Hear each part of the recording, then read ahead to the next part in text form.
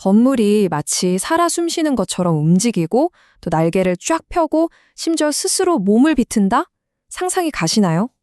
오늘은요, 정지된 콘크리트 덩어리가 아니라 살아있는 유기체 같은 건축을 꿈꿨던 한 천재 건축가의 세계로 여러분을 안내해 드릴게요.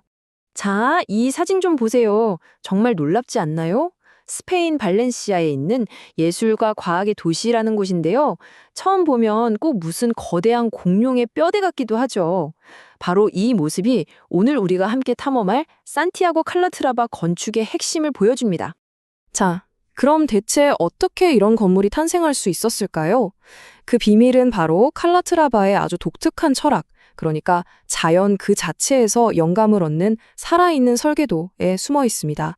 산티아고 칼라트라바는요, 그냥 건물을 짓는 사람이 아니에요. 그는 건축가이면서 동시에 구조공학 박사고요. 심지어 조각가이자 화가이기도 합니다. 그러니까 예술가의 감성과 공학자의 치밀함을 모두 갖춘 사람이죠. 바로 이 독특한 조합이 그의 작품을 정말 특별하게 만드는 겁니다.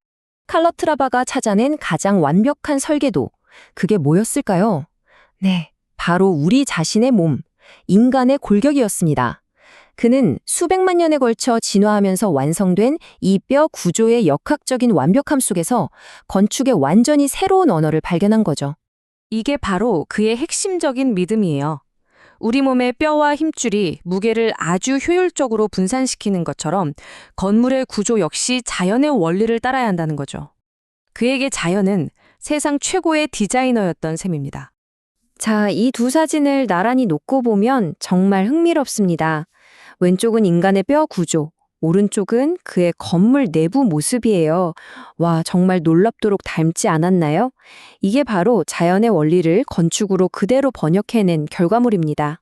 좋습니다. 그럼 이제 이런 생물학적인 영감을 어떻게 실제 거대한 건축물로 만들어내는지 그 구체적인 과정을 한번 들여다볼까요? 먼저 키네틱 건축이라는 개념을 알아야 하는데요. 칼러트라바의 건축은 종종 움직이는 건축이라고 불리거든요. 말 그대로 건물이 그냥 가만히 서 있는 게 아니라 실제로 어떤 부분이 움직이거나 또는 살아있는 것처럼 역동적인 느낌을 팍팍 주는 걸 의미합니다. 그의 작업 방식은 크게 이 4단계로 요약할 수 있어요.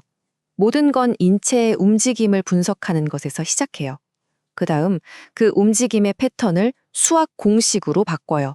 그리고 이 공식을 컴퓨터로 수없이 시뮬레이션해서 안전성을 철저하게 검증하고요. 마침내 검증된 모델을 실제 건축물로 구현하는 겁니다. 이런 부드러운 유기적인 형태를 구현하기 위해서 그는 강철과 콘크리트를 정말 자유자재로 다루고요. 또 캔틸레버 같은 기술로 마치 중력을 거스르는 듯한 그런 극적인 공간을 만들어냅니다. 이 모든 복잡한 작업은 물론 정밀한 컴퓨터 기술이 있었기에 가능했죠. 자, 그럼 그의 철학이 실제로 어떻게 구현되었는지 가장 대표적인 사례들을 한번 만나보시죠. 발렌시아의 예술과 과학의 도시를 시작으로 해서 밀워키 미술관, 스웨덴의 터닝 톨소, 그리고 뉴욕의 월드 트레이드 센터 허브까지 그의 작품들은 더 이상 단순한 건물이 아니라 그 도시를 대표하는 상징, 즉 랜드마크가 되었습니다. 여기는 미국에 있는 밀워키 미술관입니다. 지금 보시는 모습은 마치 거대한 새가 조용히 날개를 접고 앉아 있는 것 같죠? 하지만 이 건물의 진짜 매력은 바로 움직임에 있습니다. 브리즈 솔레일이라고 불리는 이 거대한 날개 모양의 지붕이요. 하루에 2번, 진짜 새가 하늘로 날아오르기 위해 날개를 펼치듯이 실제로 활짝 열렸다가 다시 닫힙니다. 이걸 직접 보는 방문객들은 정말 잊을 수 없는 경험을 하게 되죠. 이게 다가 아니에요. 스웨덴에 있는 터닝 토르소는 사람의 척추가 비틀어지는 모습을 그대로 형상화했고, 뉴욕의 오큘러스 허브는 평화의 상징인 비둘기가 날개짓하는 모습에서 영감을 얻었다고 합니다. 정말 그의 모든 작품에는 자연의 한 조각이 담겨 있는 것 같죠? 하지만 이렇게 아름다운 비전 뒤에는 언제나 그림자가 따르기 마련입니다. 그의 유산을 둘러싼 찬사와 비판, 그 양면을 한번 균형 있게 살펴보겠습니다. 핵심은 바로 이 비전과 현실 사이의 간극이었습니다. 그의 작품들은 분명 도시의 랜드마크가 됐지만 그 뒤에는 어마어마한 대가가 따랐거든요. 예를 들면 예산이 막 2배, 3배를 훌쩍 넘어가는 일이 잦았고요. 설계가 너무 복잡해서 공사가 몇 년씩 늦어지기도 했습니다. 심지어 완공 후에도 누수나 자재 균열 같은 유지보수 문제 때문에 끊임없이 비판에 직면해야 했죠.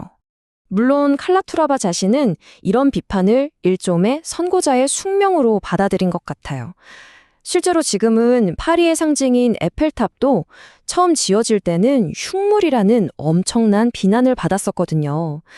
어쩌면 혁신적인 시도는 언제나 논란을 동반하는 법인지도 모르겠습니다. 이러한 논란에도 불구하고 그가 건축계에 미친 영향력은 정말 부정할 수가 없습니다.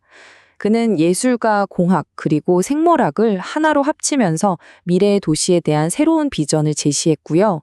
전 세계의 수많은 젊은 건축가들에게 경계를 두려워하지 말라는 영감을 주었습니다.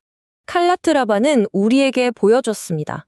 건물이 더 이상 단순한 벽돌과 시멘트의 집합이 아니라 자연의 지혜를 담은 살아있는 유기체가 될 수 있다는 가능성을요. 자, 그렇다면 여기서 한 걸음 더 나아가서 우리의 미래 건물들은 자연에게서 또 무엇을 배워야 할까요? 여러분도 한번 생각해 보시면 좋겠습니다.